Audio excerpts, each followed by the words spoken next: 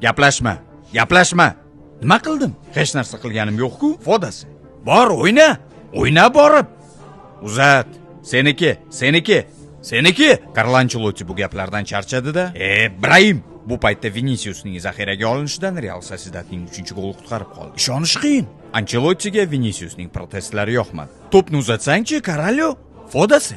Shunga qaramasdan Vinicius Real Sociedadga qarshi ajoyib o'yin o'tkazdi. Carlo Ancelotti Viniciusni o'zining eng yaxshi versiyasini ko'rsatishga majbur qildi. Va Lucas Vazquezning unga aytgan gapi: "Ular o'lib qolishdi." O'yin davomida ikkita assist amalga oshirgan Vini haqida Carlo Ancelotti gapirib o'tdi. O'yin paytida Vinicius bilan muloqot qildingiz. Bilmadim, balki aynan mana shu uning eng yaxshi versiyasini ko'rsatishga majbur qilgan. Ha, bu narsa eng yaxshi Viniciusni ko'rsatishga majbur qildi. U o'yinning ritmini o'zgartirdi va o'yinda hal qiluvchi rol o'ynadi. Aynan u boshlagan hujum hisobni 2-3 ko'rinishiga olib keldi. U jismoniy chidamliligini ko'rsatdi va ajoyib o'yin o'tkazdi.